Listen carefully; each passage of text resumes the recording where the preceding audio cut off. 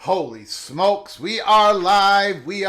Welcome to College Football's Peek Around the Corner with your host, Greg Pflugar. We cover everything in college football because we love everything in college football. And if you do us well, please subscribe to our channel. Smash the like button if you like our content. Share the video with your family and your friends if you want to support this college football's rebel outpost. If you want to support the true home for the college football sickos with a donation, help us keep the lights on, hit that dollar sign where you make your comment, and I'll get to your super chat as quick as I possibly can.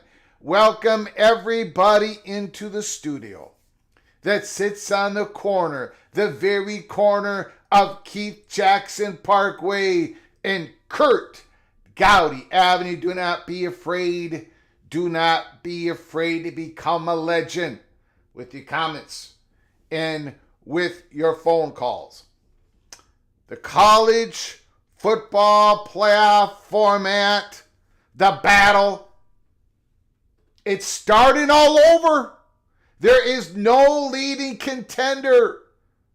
The Big Ten, I am proud to report, did not buckle. They did not buckle. There was too much heat.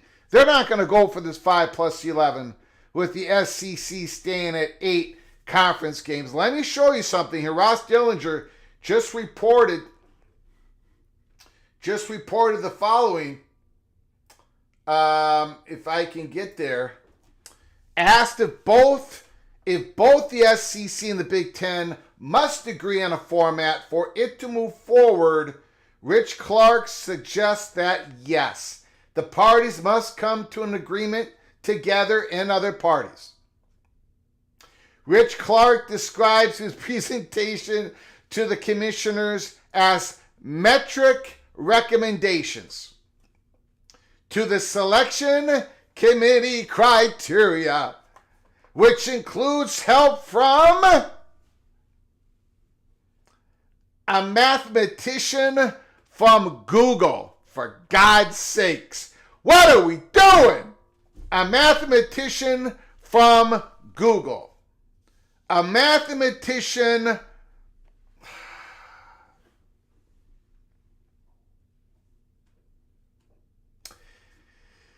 There is one breaking news here. The CFP will begin player availability injury reports starting next season. So that's good. Now that is not, we're going to go back into this now. We are going to go back into this.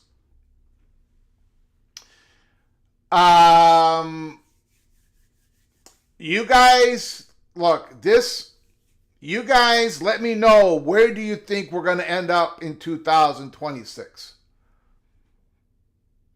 I've already taken the L. I have already taken the L. I haven't eaten the cheeseburger yet. I only eat the cheeseburger if the Big Ten and the SEC both don't have 4 AQs. But I've already taken the L because I reported to you in a peek around the corner. I've done this 5 or 6 times. Let's make it a clear 7. I've already taken the L because I reported that this was a fait accompli. It was done, signed, sealed, almost delivered, because that's what the Big Ten thought. But they were wrong. I was wrong. What are we going to end up with? What is this great compromise? I'm proclaiming myself the Henry Clay of college football. Let me be the great compromiser. Let me be the great compromiser. You're not going to be able to, okay. I'm going to give everybody a little bit of what they want. The SEC, you stay at 8 conference games. You want to go to 7 conference games, you want to go to 6, you do whatever you want to do. Big 12, you do whatever you want to do. Big 10, you do whatever you want to do. ACC, you do whatever you want to do. But in that light, throw away the metrics. Throw away the Google mathematician. I don't mean physically. Don't do any harm to him. I'm just saying, rip up whatever he showed you. Man, I would have fallen asleep. The fat guy from Minnesota, not the brightest bulb in the refrigerator. I would have completely... No. I now fully endorse an AQ format. I have gone 180 degrees on this. I have absolutely flipped. I've listened to Josh Pate. I've listened to Joe Klatt. I've listened to everybody. I don't trust anybody. So give me an AQ, but you've got to make it a little bit flexible. You cannot make it permanent. You've got to be able to adjust those AQ numbers just a little bit. Make it a 16 playoff. Make it so no conference will ever have more than 5 AQs. Make it so a conference never has less than 2 AQs. Make that a large segment fluctuate between 1 and 3, depending on who is punching above and below their weight. Make the at-large bids a little bit flexible. Make the AQs a little bit flexible. Nobody can have more than 5. Nobody can have less than 2. Oh, Notre Dame? I'm sorry. Maybe I'm not giving you exactly what you want. But then again, if you finish in the top 16, you're going to be in the playoffs. So why are we bending over for Notre Dame? Let's make this a little bit and not only that, let's throw in these other options. And I want to hear from you all. This show is primarily Wednesday a call-in show. Let's have a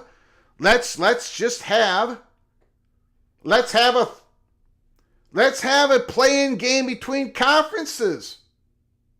Between the Power 4 conferences. Let rotate those suckers around.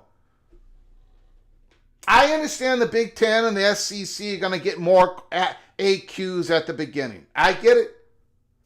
They got the power. They've had, whatever. But have a Big Ten SEC play-in game. Have it for 4.5, 4.5, 2.5, 2.5. Or 3.5, 3.5, 2. I don't even care at this point. I get it. Politically, power-wise, viewership, blah, blah, blah, blah, blah. The SEC is still the best conference in the nation. That's my opinion. And the Big Ten has closed the gap. That is my opinion.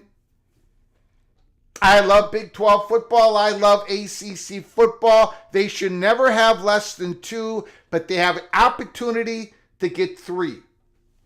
Or at least have a 2.5.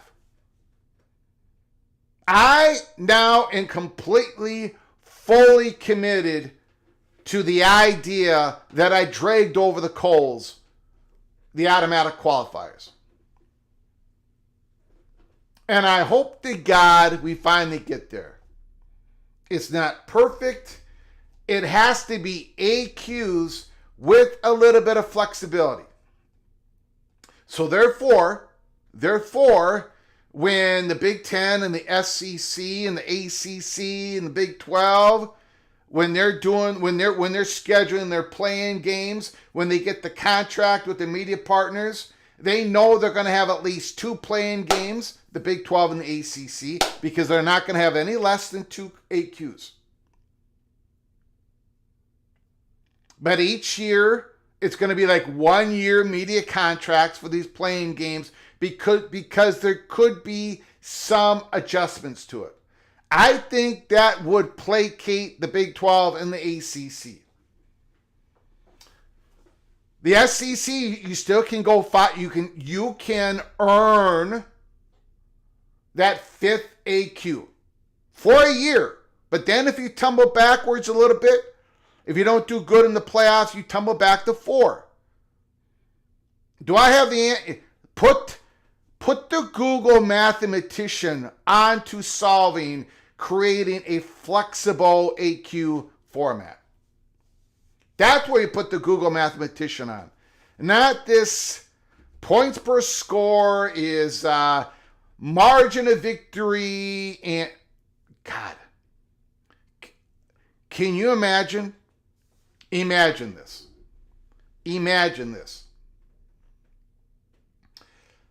I used West Virginia yesterday as an example. I was switched to North Carolina. Under the AQ, North Carolina, let's say ACC has 2 automatic qualifiers, or let's say it's 2.5, and they're in the third place. Let's just say they have 2 automatic qualifiers. North Carolina in the 2 automatic qualifiers knows exactly what they need to do to get into the playoffs. They need to get in the top 4 of the ACC conference record and then win their play-in game. Or they can win some big non-conference games, get into the play-in. They might lose a play-in game, but they still might get it in an ASUN at large. But North Carolina, throughout the whole season, is going to know the pathway.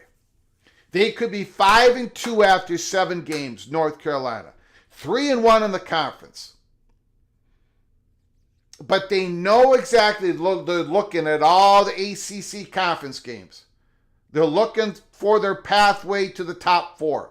They get into a play.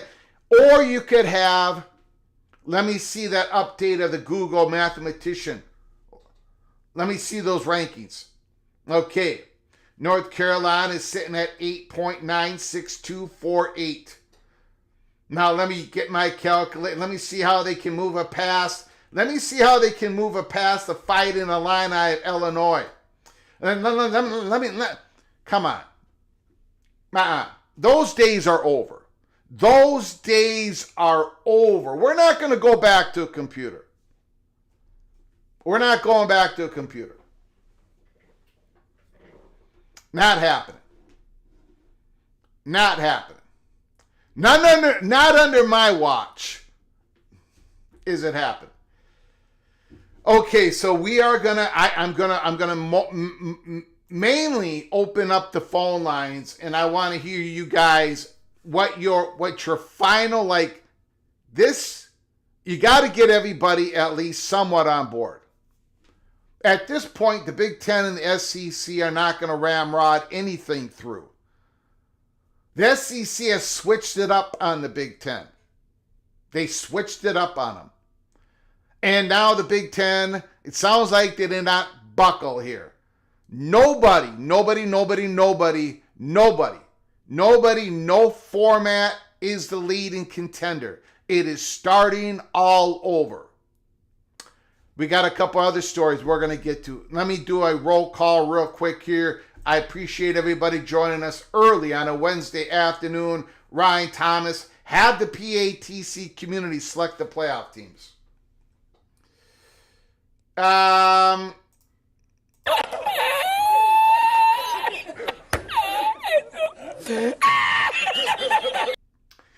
You geniuses are not even going to be able to come to a consensus on what type of cheese I'm going to have to eat when I eat that cheeseburger. I love you guys. I think you guys are all geniuses out there, but the PATC community should not have the levels of power in the college football playoffs. No way. Thank you for the super chat, Ryan Thomas. I do appreciate it so very much. Get it right. Pepper jack or cheddar. I disagree completely, Greg. Go for mild cheddar. It goes down easier. Thank you, Movie Time. It's going to be up to you guys. Just don't do me wrong. Don't do me wrong. Let's do a roll call here. We got lots to talk about. Breeze in Georgia is in the house. Flugar bobblehead. I don't think they can make a bobblehead. I got a big head. I got a gigantic head. However, I got a big old belly too. I might be able to keep that head up. I was thinking that head would be too big, but maybe not. Maybe it would work. The architect is in the house. The almighty Finn, Carlton Hurdle. Let's get the CFP right this time. What is correct, Carlton? Let me know. Let me know what is correct. What is it? Breeze in Georgia is in the house. Mr. Seminole, Nick Boardman, Vox Quindaro, Daniel Gorby, Stephen Vitt, mathematician from Google. I just hopped off the motorcycle, Expansion Crush, Mr. Hoosier, riding that motorcycle all through the state of Indiana. Cornhuskers, Skaven, yes is in the house. Preston from Greensboro. Nothing says college football like Google mathematicians. Coy's in the house. The Big Gun Shop is here. Don Scruggs is here. 16 best teams, period. Okay, you know what, Don? I'm going to do that. I am going to support that. If you allow me to pick the 16 teams every single year. Every single year. The 2-10 Minnesota Golden Gophers get the 14th seed. How about them apples? How about them apples? MBM. 5+11, same number of conference games. I'm good with that. I'm good with that. I'll do that. I support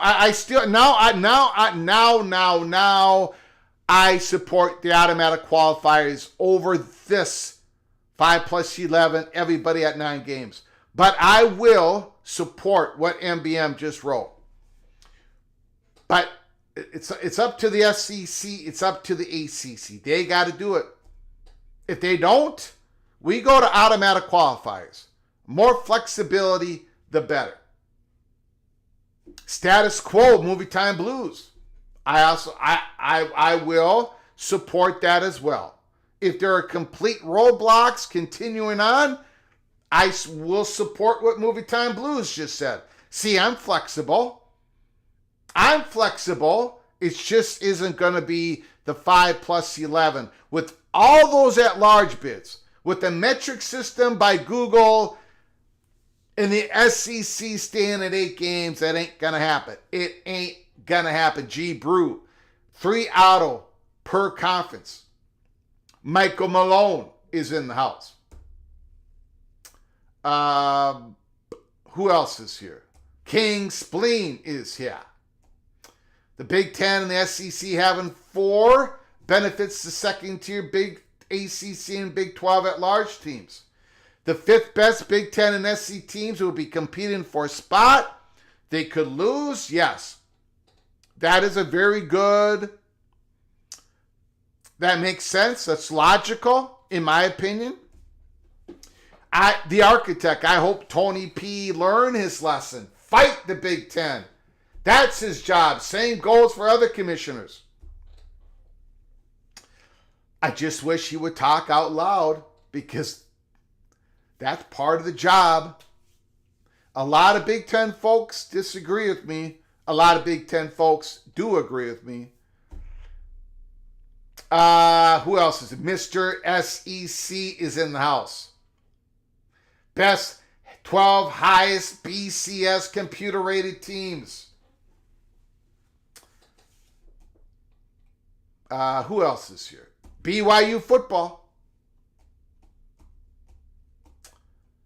Bob Swanger is in the house. Charlie Atwood is here.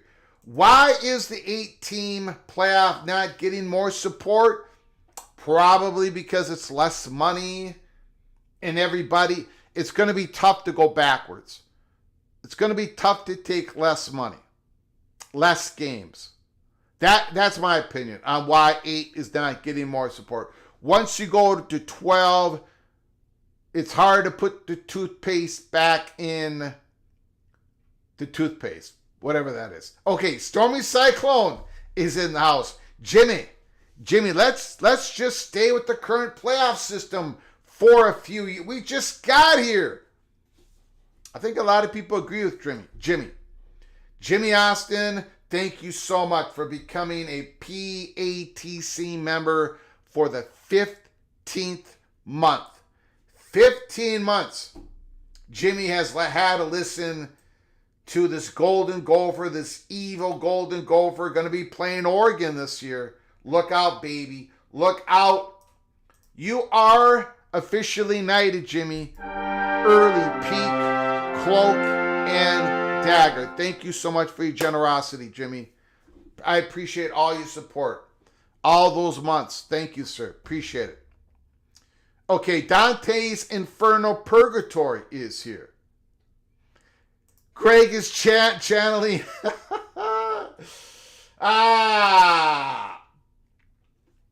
Greg is channeling Western Civic playoff flexibility.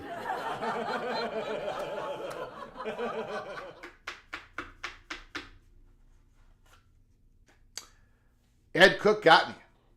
Ed Cook got me. He has got me. I've been got. Don't be moo-ha-ha-ha-ha. Don't be duped by this treacherous Big Ten scheme. Thanks for coming on in, moo-ha-ha. I love your name as well. Jimmy Austin, oh Lord, a blast from the past. The Evil Badger, Ryan Willie. Thank you so much, Ryan Willie, for the 5 gifted memberships. Holy smokes. My goodness. You know what? It's not coming through. Oh, there it is. Brother Monsoon, Jason 1, TX Kid 423, Rocco, Petrella, and PA No Fan. All were gifted a membership because of the generosity of the Evil Badger. Ryan Willie, thank you guys. Now, look, when you get an opportunity, please say thank you to Ryan Willie for his generosity. Ryan, thank you so much for all your support through the days, weeks, and months, and the years that you have been the original Badger in the PATC family. Thank you, Ryan Willie. Appreciate it so very much. All of you, every single one of you. Rocco, PA No, TX Kid, Jason, and brother. You all are officially knighted, cloak, and dagger. Let's go to the show. Mike Kaplan is in the house. Sean is here. Okay. Let's start out with the big story first. And because I just want to get to you guys' phone calls. Brett McMurphy. Now he posted this last night. And when Brett McMurphy posts something like this, well, you can put it in the books.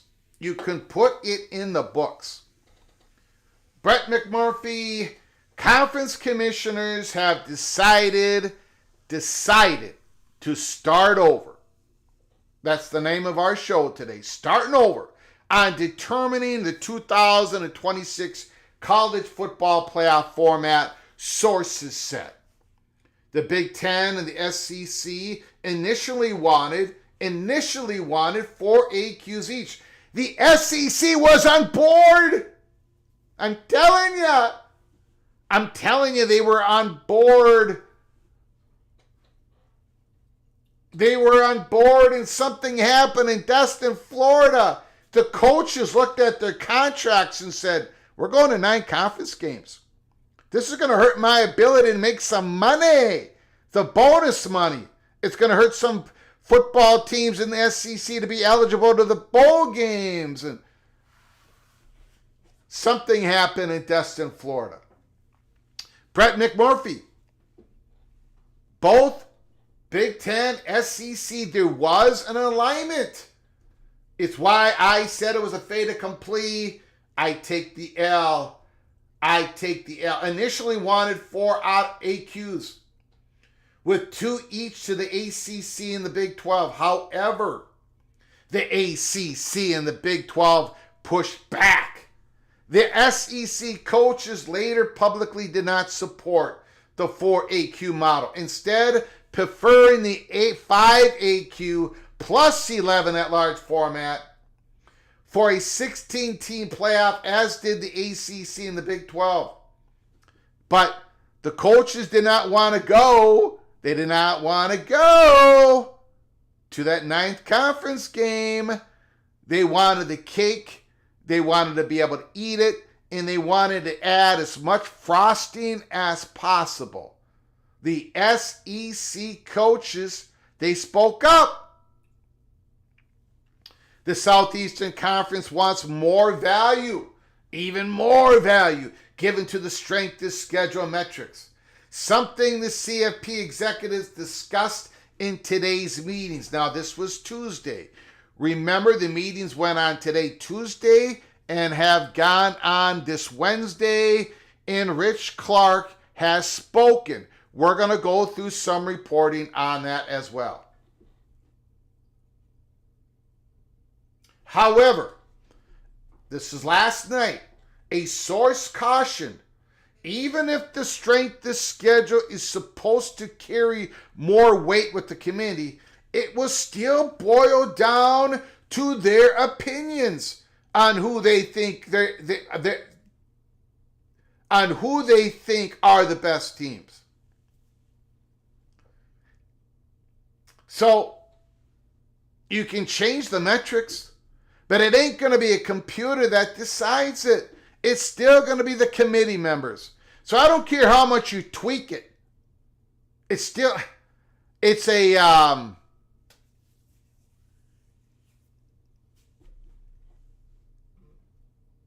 well, anyways, Brett McMurphy. Everybody is starting over. Heather Dinich. Now, this was today, this afternoon. Heather Dinich, ESPN, the college football playoff executive director, Rich Clark, said there isn't a leading contender right now for the future playoff format options. There is not a leading contender. Brandon Marcello, everything is back on the table when it comes to the CFP format in 2026 and beyond. And there is not a leading format among the group of commissioners, says Rich Clark. So there we have it.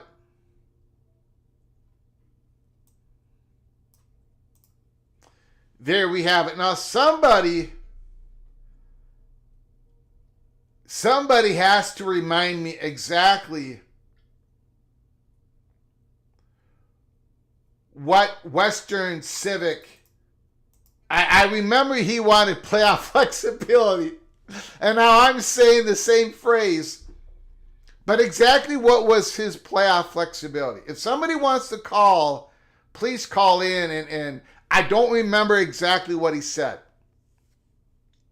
But I'm going to give him credit. Playoff flexibility in the AQs. I just don't like the permanence of it. The numbers being permanent year in, that isn't right. There's something about that just isn't correct. Have a little bit of flexibility in there. I don't know. I'm my ideas will never fly. Ryan Thomas says it changed every call. Western Civic was ahead of his time. Hey, Western Civic, if you are out there on the beach, because a lot of times he would call in, he was on the beach, because he would tell us, give us a call. Give us a call. Don't go out there surfing. Give us a call and remind us about flexible playoff flexibility, because I do not remember exactly what. I know you said that the Big Ten was going to grab all these AAU schools. They were going to get California and Arizona. So you were off on a whole, but it's okay to be wrong. But maybe Western Civic, maybe you nailed the playoff flexibility before anybody else. Give us a call here at Peek Around the Corner. Sean, this is the guy. Western Civic, if you're out there, please call in.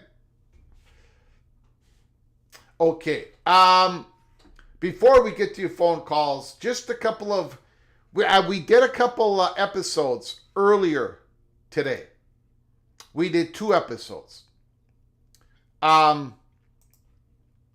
So if you haven't seen those episodes...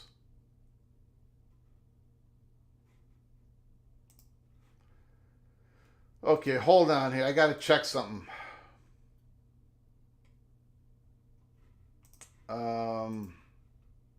If you haven't seen those episodes, go to 241 and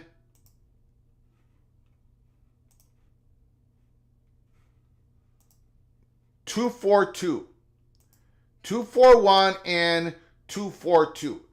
241 had to do with Sacramento State. And I'm not going to talk much about it. If you want to, on this live show, if you want to learn more about what happened today, go into episode 241. But Sacramento State, the president jumped the shark. He violated a rule in realignment. Relationships matter. You do not want to destroy relationships. Every day has to be a job interview. You've got to look at it that way. Nobody begrudges Sacramento State, the Hornets, for trying to reach higher ground, from trying to jump to FCS to FBS. But man, you burned some bridges when you talked about how Sacramento State, now they are in the JV and they're trying to move up the varsity, and you called the whole FCS JV. It's okay for people in the chat room to label FCS JV, but it's not okay for a president. When your school is in the FCS, it's not okay to rip on the whole institution of the football championship series. That's FCS. And then an athletic director at South Dakota, when you were all denied, when Sacramento State was denied, at least for now, to have a bridge into an FBS conference, an athletic director took a shot at you. And maybe professionally he should not have done that. But I think he was speaking for a lot of people in FCS when he said, oh, good. The athletic director said, oh, good, we get to play a varsity team, Sacramento State, because Sacramento State was denied. So they got to still play FCS. And then the president of Sacramento State, Dr. Wood, said, well, we would beat you by 50 points. I'm paraphrasing it. Not good. There are other reports out there that says how Sacramento State treated their partners in FCS did not go over well. The D1 council that denied Sacramento State, for now, a spot in the FBS, denied their waiver. They alluded to the fact, there are reports out there that are alluding to the fact that Sacramento State, the conferences that could possibly decide to give Sacramento State an invitation, a lot of red flags come up from those conferences, from the Mountain West, from the Pac-12. Because these conferences, before they hand out an invitation for a school to reach higher ground, they've got to be convinced you are going to be a good partner. Period. And I think the president forgot that rule or never knew about that rule. But it is one of the top 4 or 5 rules in realignment. Relationships matter. So that's what we talked about in episode 241. Go check it out. 242, big news. Big news. The Florida Board of Governors approved the ability of any Florida state institution to be able to tap into their auxiliary funds to help pay for rev share. So that was a mission that Richard McAuliffe was on, the president of Florida State. He was on that mission. We talked about it. We covered that reporting that Florida State went down to the Board of Governors, that the South Florida, I believe it was the athletic director. I don't think it was the president. I could be wrong on that. But South Florida, the Bulls athletic director went down there with Richard McAuliffe. And their mission was to try to get the Board of Governors to give the state institutions in the state of Florida the flexibility, if they needed it, if they decided to do it, to tap into the auxiliary funds. Auxiliary funds is a diverse bucket of revenue that comes on into an institution. anything from parking to the book where they sell their books. Little bit here, a little bit there. Auxiliary funding, revenue that the institution creates. Now, if Florida State, if South Florida, if UCF, if Florida AU, if these institutions, these athletic departments decide to tap into the auxiliary fund, that's good for the athletic department. Now, those auxiliary funds usually go somewhere else. So that's going to have to be replaced by something else. So it's not like it's free. It's not free money. It's going to cost the institution. But now, Florida State, UCF,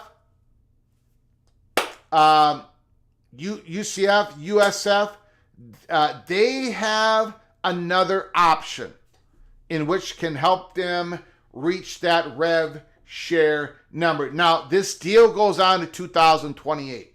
They've got the approval to go to 2028. And the number that they could get from the auxiliary fund is not $20.5 million, it's $22.5 million per year. And I think that's because everybody expects the rev share number to creep upwards for the next couple of years. So that was a big story.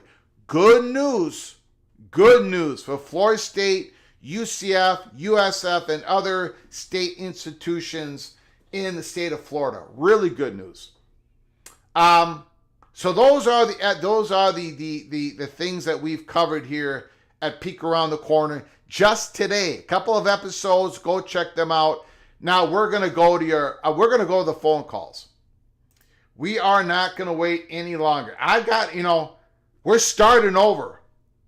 The script has been ripped. We're not following the script here. The fait accompli, it did not happen. What does the 2026 playoff format look like? Let me know. I gave you my ideas already. Ryan Willie, I won't be able to call in, but I think it's funny that the SEC has the toughest schedule every year. Playing 8 conference games and 2 or 3 cupcakes isn't the toughest schedule. Ryan Willie throws an elbow.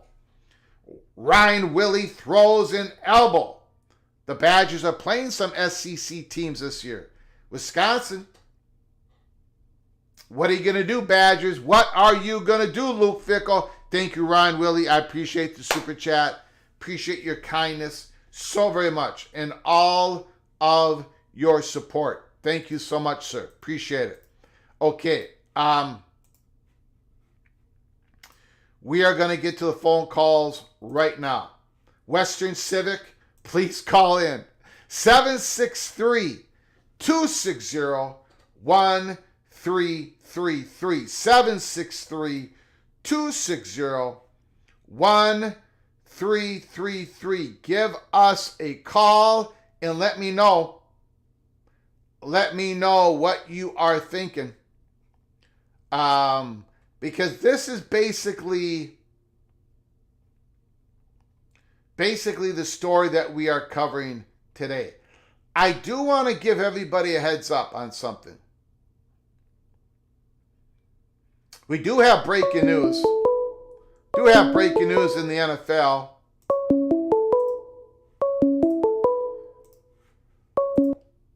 From Kenneth Stromness. BYU Cougar is in the house. Thanks for calling. Can you give me one moment, though? Of course. I appreciate it. Just a little bit of breaking news. 1 minute ago, now 2 minutes ago. 2 minutes ago, ESPN, Cleveland Browns quarterback Shedeur Sanders cited by police for driving 101 miles per hour. Not a good choice, Shedeur Sanders. Or any young man, young women, or any of us to be driving at 101. You are taking a big chance on your life, on your health and others around you, innocent people. Don't be driving 101. You finally got into the NFL. You're making big bucks. Why are you just chillax, relax? Driving 101 is inexcusable. Anyways, go ahead. Kenneth Stromness, the floor is yours. All right. So here's my idea: to have 2 AQs for the 4 power conferences, and then the champion of the year before that conference would get 2 additional AQs, and the runner-up would get 1 additional AQ. Okay, now everybody starts with 2? Yeah, the 4 power conferences all start with 2. Okay, all right. So, yep, got it. And the winner from whatever conference, they get 2 more. The team that loses. What if the championship game has 2 teams from the same conference? Then they could potentially get the 2 and the 1, so they would have 5 AQs. Got it. Okay. And that would, and also if Notre Dame or another independent were to make it, they don't have a conference, so that would just create another at-large bid for that. Okay. It also makes it so if someone from the MAC or another conference, they somehow win the championship game, their conference would be slated for the next year. So it helps not just the Power 4 conferences, but it helps the other ones. If they can get an invite and then win, they now get 2 bids for the next year for their conference. It sounds good. I love it. I love it. Bring in the ideas. Today is an idea day. Bring it in. Kenneth Stromness has spoken. If any of you out there in the chat room and PATC family think you got a better idea, bring it on in. Give me a call. Put it in a super chat. Kenneth Stromness, thank you so very much. Very interesting. Very interesting. All right. Appreciate it, sir. Thank you. Call again, sir. Will do. Thank you so much. Thanks. Beautiful.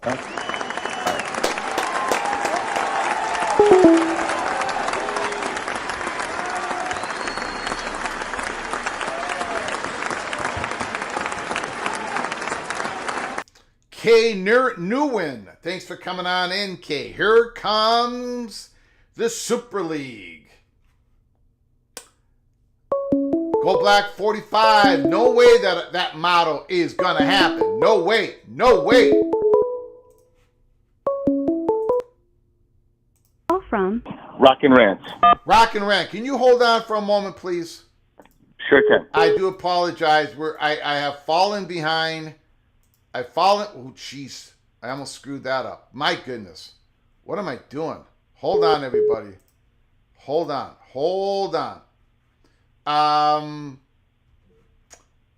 Okay, hold on. Kenneth Maynor.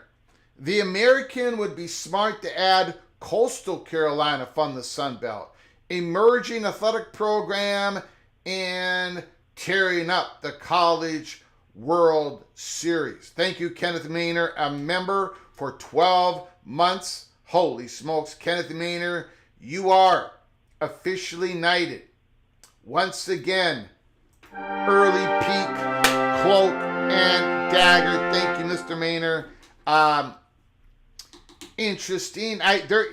What is going on? If anybody knows, if Rock and Rant, anybody knows in the chat room, what is this rumor about East Carolina, the Pirates, leaving the AAC and going to the Sun Belt? I've never heard of that, but that I got. Let me check.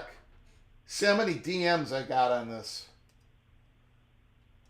Either 2 or 3, I can't remember. 2 different DMs saying, Greg, have you heard the rumor about East Carolina? Why would they leave the AAC to join the Sun Belt? Boy, that doesn't make any sense to me at all. So I'm not. Yeah, and I haven't given it any credence. Rock and Rant, the floor is yours. Thanks for calling, sir. Appreciate it. yeah, and I'm sure. And Vanderbilt's about to leave the SEC to go hang out with Duke in the ACC. Yeah.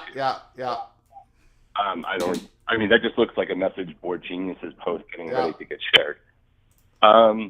So I haven't completely worked this out, other than I will say Big 12, ACC, again, luck or not, you did what you needed to do.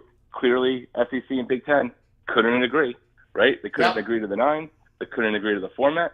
All the things are changed. The reporting even says they're hoping to get hoping to get something done later this year, right? So they don't think it's going to happen instantly. So I haven't given a lot of thought to it because the ground has now changed, that they're starting from scratch.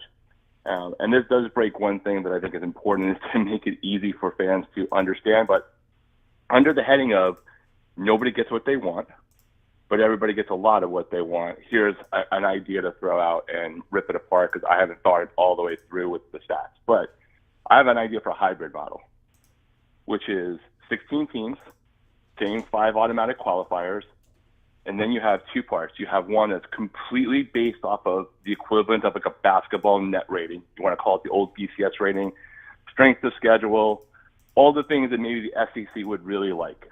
You have that. That gives you either 5 or 6 of the others. And then the College Football Playoff Committee still does their 1 to 25, so we all have something to pay attention to once we get to that time of year, because it gives us something to talk about, it gives us something to hate on, right? It gives you an idea where their heads are. So you got 5 AQs, now you have 6 that are purely like BCS-like in some form, the equivalent of college basketball's net rating, which is used but isn't the full thing that the College Basketball Committee does. And then the selection committee finishes either the last 5 or the last 6 spots. And you'll have an idea where that is relative, because they're publishing their playoff. But they get to then make a decision based off of, hey, there was a key early injury, right? That's not in play anymore. Late season surges from teams that are hot now that nobody wants to play. A bad weather fluke loss that is in the record, but you can discount it maybe with an eye test. The nuance of head-to-head games, and obviously like the eye test arguments from conference champions and those getting in. And that way you have like this world where the AQs happen when your conference you're in. The G5 thing still has it. There's this world that is purely metrics-based, and there's this world where there's more intelligence put into it. So nobody gets everything they want. There's 3 valid paths. We see where the playoff committee is going the entire time. But you also know if you're scheduling really well, if you have a good strength of schedule, that those losses might not impact you, because you at least have this path that it doesn't even matter what the committee thinks. Now your format doesn't have play-in games other than the conference championship game, correct? It doesn't yet, because we have to figure out that part, right? I think if you try to work forward from playoff things, then you have to decide how many teams are getting in from one conference, and then you're back to the same issue that we currently have, right? I think you have to start with what can make everybody kind of happy and a little bit unhappy at the end of the day that gets enough votes. Then you can come back and figure out, okay, well, now to do this, is there anything we have at least an idea. So then we could tweak the number of teams in one category or another, one path or another, and then you could decide whether there's these other money opportunities. Everyone forgets, the conferences could still decide to do their things in week 10 and 11 of their own season and get to play into their own conference championship game, right? You could still do that. You just leave week 11 as an open week, right? And you're just deciding where you're sending everybody, including, those who are basically out of business, but they're NIT, and you schedule those games to be the highest, the biggest rivals, even if they want to play a second time. But you could still do week 11, 1 versus 4, 2 versus 3. You could still decide in week 10, whatever's happened through week 9, we're doing 1 versus 8 all the way down and do the exact same thing. So I think there's ways to do it, but again, not completely thought out, but it's just something to throw out as a possibility. Beautiful, man. That's what this show today is all about, throwing out the possibilities. Thank you, Rock and Rant. Appreciate it, my friend. All right. Have a good show. You too, sir. Beautiful.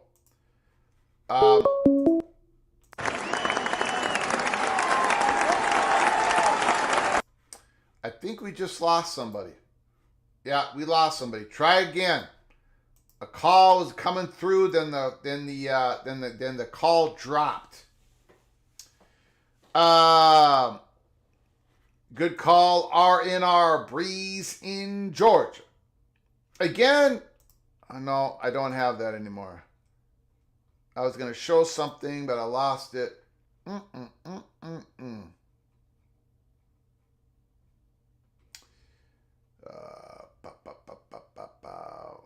Phone lines are open. 763-260-1333. 763-260-1333. Give us a call. Let us know what your thoughts. It's starting all over, guys and gals. It is starting all over. It's all been ripped up. Starting over with the CFP. Thank goodness the Big Ten did not buckle. Did not buckle.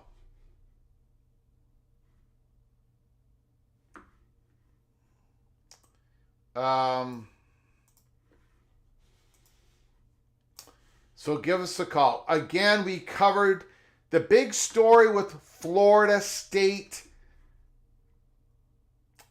University of Florida, Gainesville. They could also take advantage of an option to get money from their auxiliary funds to tap into it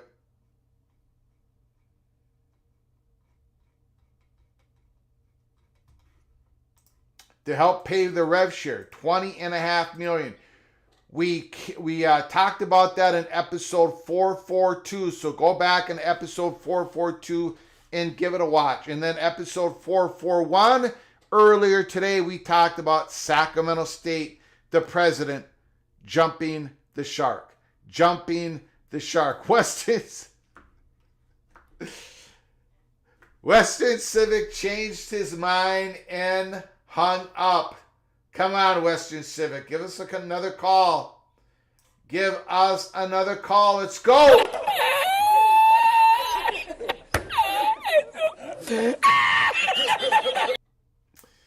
Jose.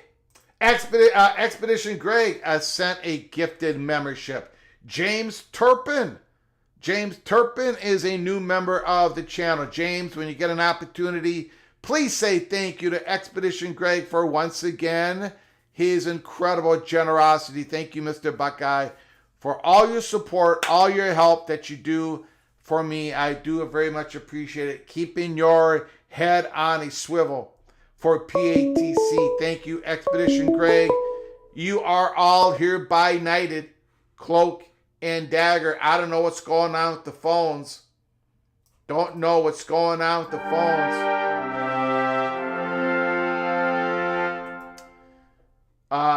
Somebody give me a call. Okay. Call from Moen.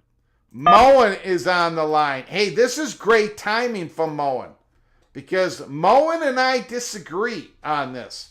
We disagree on a lot because he's a Buckeye and I'm a genius Golden Gopher. The architect asked the question, Greg, can we agree that Tony P doesn't need the bully pulpit? I disagree.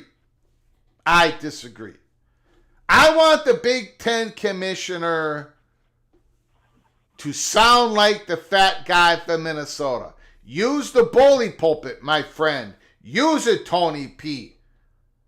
Or you're gonna get smacked around. You gotta come out in public, baby. You gotta speak your mind. Now Moen, of course, he thinks Tony P, the silent Tony, is the perfect mob boss to run the organization called the Big Ten. Moen, I appreciate you calling, sir. The floor is yours.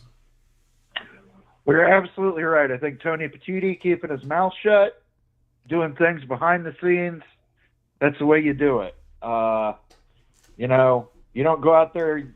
I don't want a commissioner like a Greg Sankey, who goes out there and shoots his mouth off at every opportunity. But Tony Petiti speaks when he needs to speak, Greg. I mean, if there's nothing for him to He say, speaks when he doesn't even speak when he needs to speak. That's not true. You go back to that Wisconsin-Miami situation. He was right out there, out front, supporting Wisconsin on the tampering accusations. You go back to the Michigan scandal. He was right out front with that.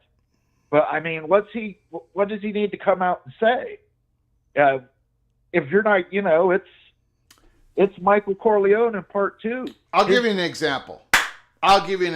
When Indiana was getting crushed by every talking head on ESPN, Tony P should have come out and said, no. Indiana should have been in the playoffs. They deserved it. Because now they built up this whole narrative. But thank God Tony P did not buckle. They built up this whole narrative that, oh boy, we should have gotten more than 3 SEC teams, Alabama and South Carolina. And this whole narrative was built up. I think Tony P could at least slowed it down some by using the bully pulpit and saying, Indiana deserved to be there. The committee got it right. Let me say this. Phillips and Tony Petitti cannot allow Greg Sankey to own the week before the playoffs and to own the microphone during the playoffs. They got to fight back publicly. Go ahead, sir. Here's a problem with that, Greg. Those talking heads are all employed by ESPN. That's why I say Tony Petitti's got to be the balance. He's got to use the bully pulpit. That's my point. Yeah, you think they're going to let Tony Petitti's comments dominate their airwaves? They're just going to shout him down. If he can go, all he has to do is put that microphone outside the corporate office of Rosemont, Illinois, and speak from his heart. I'll stand next to him. The fat guy, I'll stand next to him. I'll give him support. He can do it. All Tony Petitti needs to do is just read the bowl record from last season. That's it. Then he should read it. That's what he should read it. Promote the conference, baby. You should be the spokesperson. Yeah, Big Ten had the best bowl record. Big Ten had the most wins in the playoff. That's all that needs to be said. If people want to say, well, Indiana didn't deserve to go. South Carolina lost to Illinois, if I recall. Yeah. And Alabama, with nobody sitting out, lost to Michigan. But Tony Petitti should say that. He doesn't say anything. He doesn't need to say the obvious, Greg. Yeah, he does. Yes, he does. You gotta push back on the narrative. In my opinion, that's part of the commissioner's job. But go ahead. What is it ain't gonna matter because next playoffs, the Golden Gophers are gonna be in there. Golden Gopher propaganda. Golden Gopher propaganda. The Gophers are gonna go in there and they're gonna crush some SEC team. So it's gonna be quite obvious to the world of college football. And then Tony Petitti won't have to say another word. And then Diego Pavia can appeal for his 1 year of eligibility and talk about the smack after he lost to Georgia State. Yeah. That's something else. I just wanted to put this out here. Here's my playoff format, Greg. I said it on our show last week. It's the Mullen system. I want 4-4, 3-3-2. I want 4 for the Big Ten, 4 for the SEC, 3 for the Big 12, 3 for the ACC, but one of those ACC spots, if Notre Dame qualifies, they have to take an ACC spot. And the last 2 for G5s. I want 2 G5s in the playoffs. Interesting. Now that's going to keep the SEC at 4 teams always, right? Yes, in the Big Ten at 4 teams always. The Big 12 at 3 teams, at least until the next playoff formatting comes along, and then we can tweak it. But 4-4, 3-3-2. But Notre Dame does not get. We're not going to carve out an independent at large for Notre Dame. They're going to have to take a slot from the ACC. They're an ACC team. So if Notre Dame is qualified, they would take one of those ACC AQs. Yeah. All right, sir. Sounds good. You guys going live tonight? Oh, I'm going live tonight. I got some things to say about the SEC that I can't say on your airwaves, sir. Okay. All right, Moen. Beautiful, Mr. Buckeye. Thank you for calling, sir. All right. Thanks, Greg. Bye-bye. You bet. Beautiful.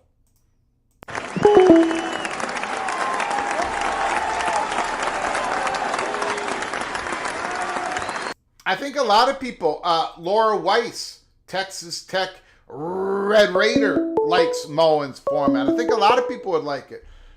I don't think the SEC is going to go for it. I don't think that threads the needle for the SEC, but we're going to find out. I don't know what's going to work. Call from Patron. Patron is on the line. The floor is yours. Thanks for calling, sir. Appreciate it. Hey, thanks for having me again, Greg. You bet it. So, I had something to say, actually. I was trying to call in, yesterday, but it just, I think it's worth pointing out, you got to keep your head on a swivel because everything we were, fighting and arguing about with these playoffs over the last couple of days is now kind of, all for moot, right? Because the discussions are going to resume, all new. But, one thing that I was kind of thinking about was, okay, I think it kind of seemed for a while there, the Big 12 and the ACC kind of lean in with the SEC there for a bit when it came to that 5+12. They are the ones that were really not buying the automatic qualifier. Yeah. And, there's a lot of discussion about the SEC and going to 9 games. I mean, that's a big discussion point. One thing I was thinking about is this decision is going to have so many big kind of ramifications down the road for college football as a whole. Even beyond how many playoff teams you get, you talk about the SEC drinking everybody's milkshake, but I feel there's even more, at stake here because with the automatic qualifier, you kind of talked about this a lot, right? That it's not just one plane. You use the plane metaphor. Yeah.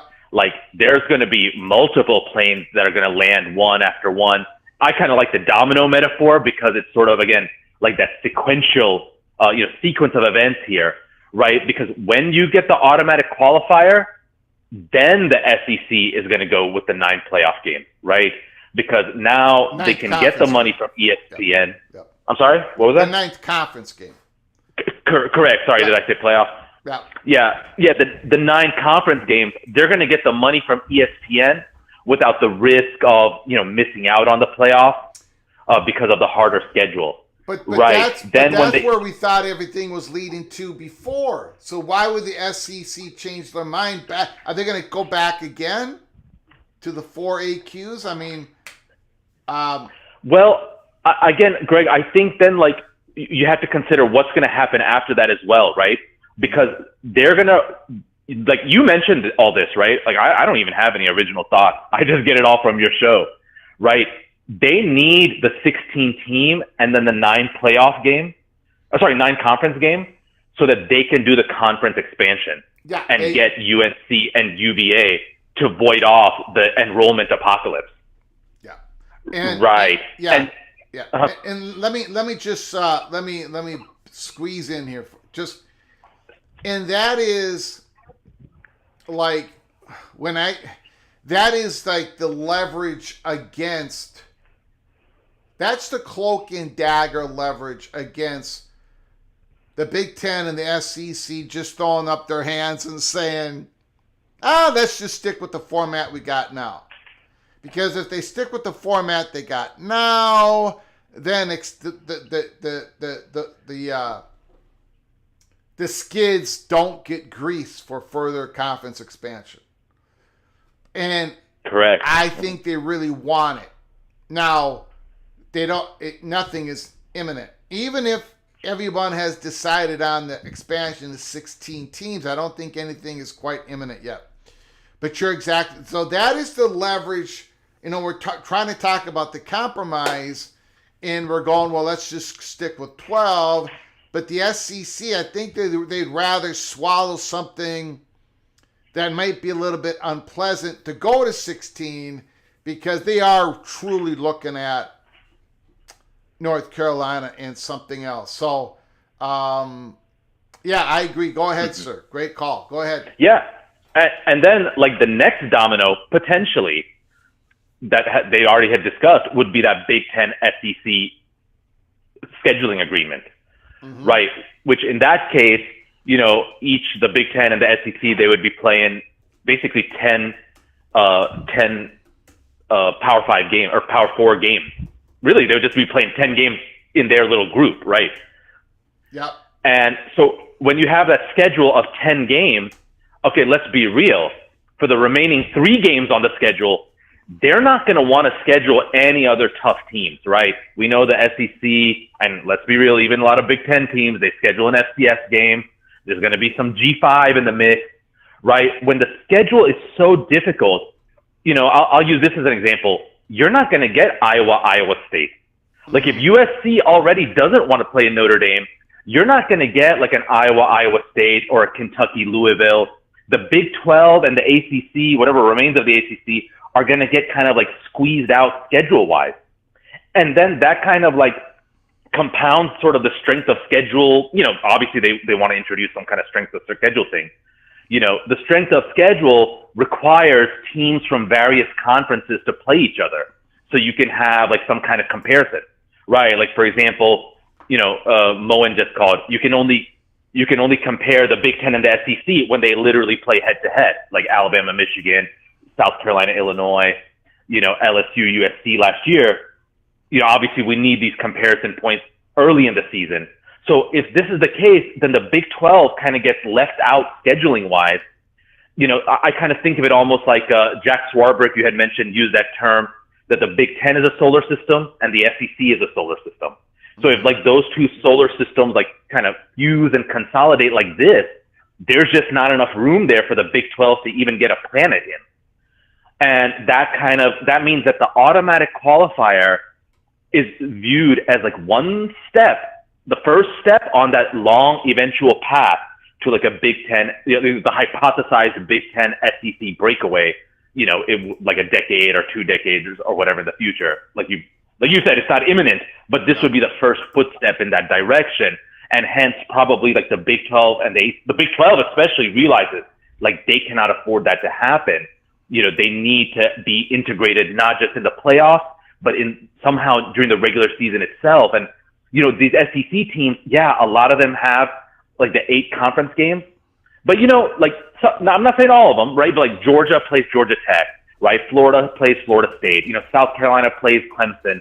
They some of them like want to play, games, against ACC opponents or Big 12 opponents, like Mississippi State's playing Arizona State. Right. So if they go the automatic qualifier route, I think it just kind of sets the dominoes in motion there. And so, that's kind of what I'm thinking is like, what I'm watching here is not really about what happens in the short term. Like, how many teams, because like on average, like, let's be real, like the Big Ten and the SEC, the number will kind of fluctuate, but they'll always get between like 3 to 5 teams. Right. Like, yeah, the SEC only got 3 teams this year. Some years they may get 5. Like, it'll always kind of average out. But, for me, the big thing is like looking at the automatic qualifier really sets the dominoes in for like the sort of consolidation breakaway kind of thing. I don't know if that makes sense. No, that does. That does. It is.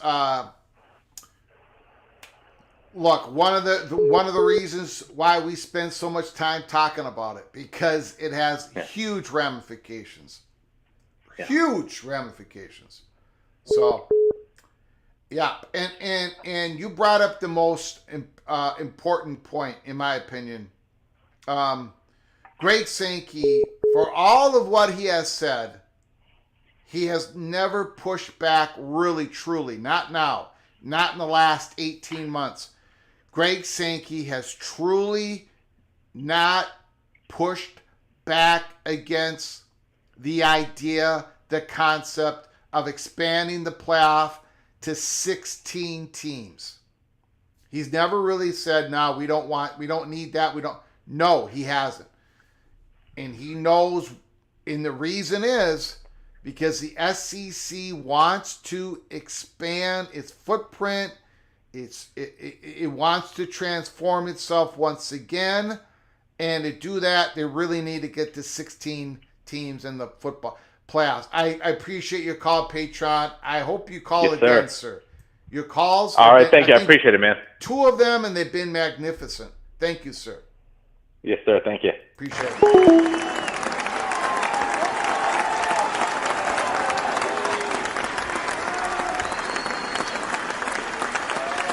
Go Black 45. If the format stays the same, the Big Ten only gets 3 in. Don't start crying. Well, you know what? My way too early prediction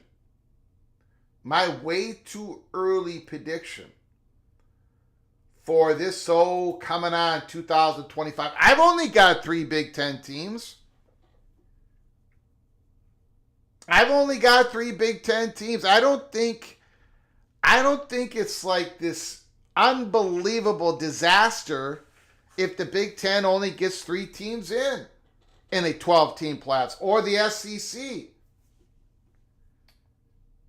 And I got Oregon at number 11, and Evan Stewart just got injured. I might only have 2 Big Ten teams in, because I got to figure out a way to get Louisville into this thing. I got to figure out a way to add Louisville. So, I'm not going to cry if the Big Ten only gets 3 in. I might do something radical and only have them have 2 teams in. You're going to have there's going to be years in which maybe your conference is not even down, but you're going to have more of your losses are going to be distributed among your top teams for that year. It's one of the reasons why the Big Ten and the SEC coalesced around the automatic qualifiers, because it's almost like they might eliminate themselves. Ryan Brooks only 3 in. I might end up only having 2 in. I got to reevaluate. Evan Stewart, the receiver of Oregon, ain't going to be playing. If he does play, it's late in the season. And I had Oregon at an 11th seed. So,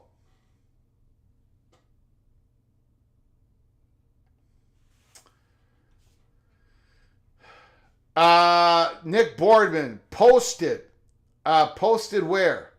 Did you put it in my DM, Nick Boardman? Did you put it in my DM?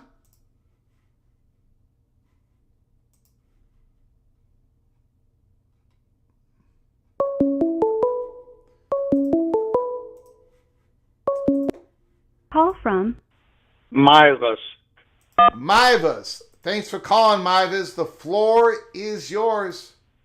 It's actually Mivas, but okay. I've been listening to you for a long time. First time calling in. I appreciate it. Thanks for calling, sir. Just don't have too much of a meltdown over the SEC only playing 8 games. But I had an idea. Okay. And I don't know if you like it or not, but I got it from you, actually. Sort of.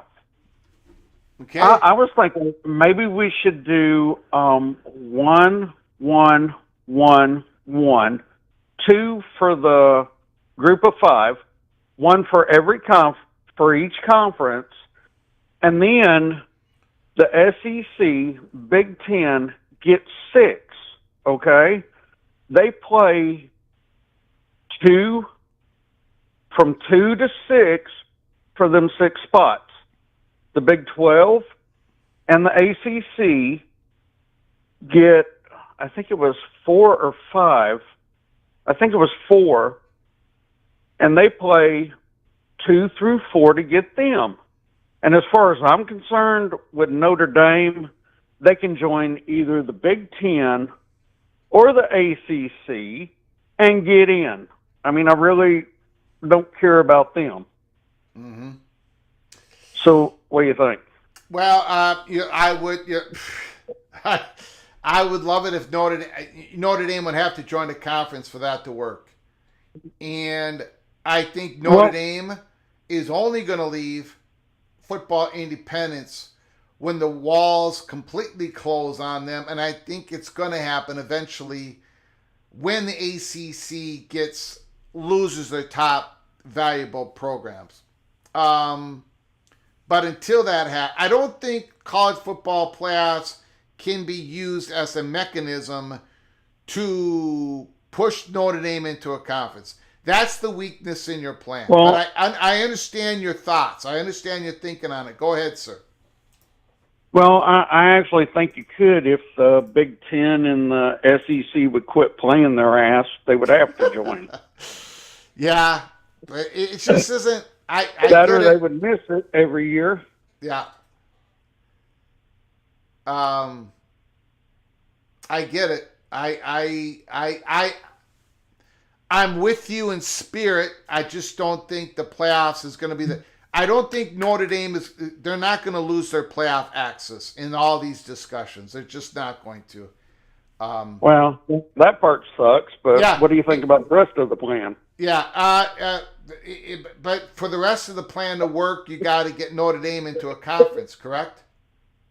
Well, no, you could leave one spot out, maybe 5 for the SEC and the Big Ten, Okay. and still 4 for the others, and 2 for the group of 6, 5, Yeah. whatever it is. Yeah, we'll see. We'll see what happens. But I appreciate the idea, sir. All right, thank you. You got it. Call again. Appreciate it. Yes, sir. Beautiful. All right, bye. Beautiful.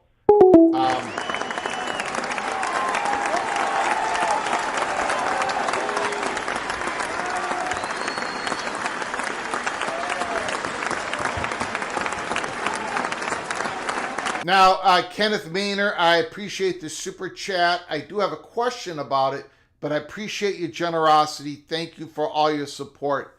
I appreciate it, sir. The ECU has responded. East Carolina has responded. How did they respond? On X? Who responded? They're waiting to see what Memphis does. ECU is happy in the AAC and the media rights deal comparison, and what the AAC buyout would cost really makes a move to the Sun Belt a non-starter. Are we saying that if Memphis shall leave to the Pac-12, if they move all their sports in the Big East and the football program goes to the Pac-12, that ECU might leave the AAC? Is that the word out there, that the Pirates are looking at what Memphis is? Let me know what you mean by ECU responded. Did they respond to this rumor? But Kenneth Maynor, I do appreciate the info. I do appreciate your generosity. Thank you so much for helping us keep the lights on. Sorry, Greg, I guess the posts with the links are getting deleted. Yes. You can go ahead and DM me on Twitter if you can. If you can. Justin R. said ECU would make the jump if Memphis, Tulane, or USF left the AAC? Really? They would leave the AAC if one of those programs left the... Wow. I have a hard time. I really do have a hard time with that. Thank you, Nick. I'll take a look at it right now. I appreciate it. Thank you, Nick Boardman.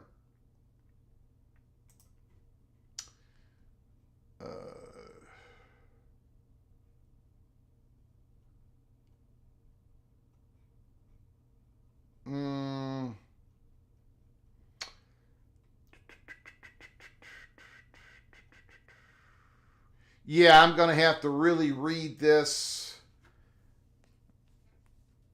and see what I can...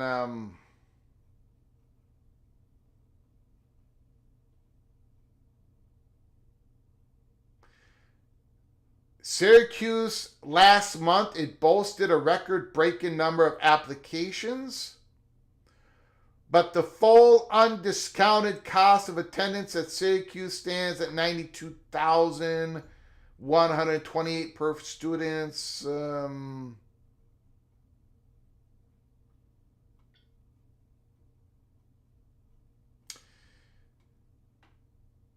Meanwhile, just under 20% of Syracuse undergraduates are from somewhere other than the United States. Many of them pay that full price, $92,000. Given President Trump's threats toward international students, it's possible that a large number of them decide not to study in the United States next year. I would take a look at it, Nick. It is understandable. It looks like they were trying to get students to apply. I would take a look at it. They had to buy enrollment. Yeah, I'm going to take a good look at that, Nick Boardman. I appreciate you keeping your head on a swivel and let me know about that. Reported by local media very close to the program, Stephen Igo and Pirate Radio. I can't imagine ECU dropping down to the Sun Belt, even if they lose a Memphis or a Tulane or a Memphis and a Tulane. I would think the AAC would poach from the Sun Belt. I'll take a look at that. There's a lot of homework. You guys have given me a lot of homework today. Holy smokes.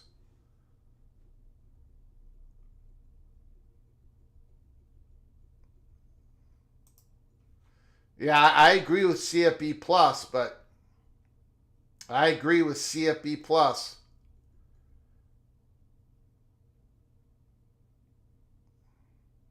Michael Tamez, what about a qualifier criteria that no team from any conference can have more than 3 losses to qualify for a playoff spot? More than fair. I'm not on board with that because I want there to be difficult schedules. I don't want us to try to avoid losses. Strength of schedule has to be part of it if there's going to be some criteria for at-large bids. But it can't be too much. It's got to thread the needle. Like, I think it's kind of threading the needle right now, but the SEC's not happy. No, I don't want to throw away 9-3 teams. I don't. I think if Alabama would have been a better 9-3 team last year, I don't think the door should have been shut on them, even though they were 9-3.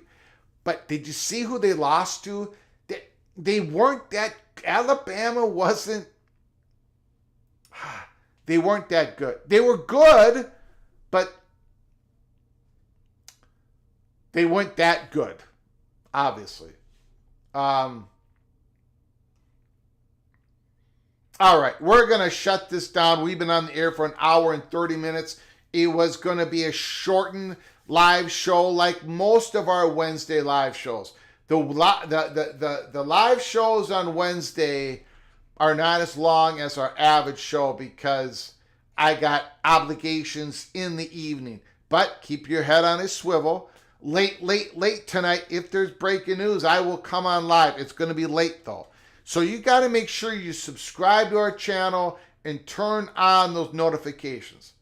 Because if it's breaking news, we're not going to give you a heads up. We're going to just come on live. And you're going to miss it if you are not subscribed and have your notifications turned on. Jose, Cloak and Dagger member for 19 months. Can you imagine an intelligent USC fight on fan having to listen to the fat guy from Minnesota in this thick northern Minnesota loud accent? Holy, this is an absolute miracle. Jose, a member for 19 months. Petiti needs to call your mark. Push the 33331 plus 3. I don't know if he'll do that. You are officially knighted, Cloak and Dagger. Thank you so much. Thank you much, Jose, for becoming a member again, 19 months, and for the interesting comment. I don't think Petiti's going to do that. Maybe. I don't think so, but maybe. I don't think so, but maybe. Jose, interesting comment. Interesting comment indeed. Look, if Petiti is sold, completely sold on the auto bids, doesn't want anything to do with the committee, the selection, maybe Petiti's going to be forced to bend the knee at your mark. I don't know. I do not know. Steel Austin. College football fans need to get past the old way of thinking that you only have to have 1 or 0 losses to be considered great.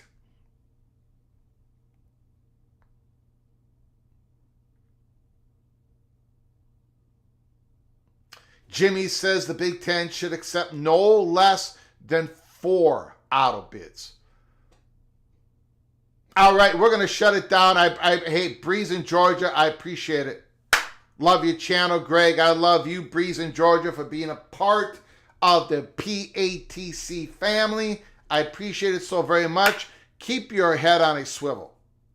Subscribe, open up those notifications, and smash the like button if you've liked our content today. If you did not like it, if you think I spent too much time on Sacramento State, too much time on the Board of Governors in Florida, give me a thumbs down. Smash the thumbs down and let me know in the chat room. I appreciate you all coming on in. Until next time, which is tomorrow. We were going to do the Michigan State Spotlight. We did not do that today. We're going to put the spotlight on Michigan State tomorrow. We're going to be talking about Nick Marsh. We're going to be talking about Aiden Childs. We're going to be talking about that safety that they got in East Lansing. Until next time, from all of us at PATC to all of you, please, y'all take great care of each other. Thank you so very much.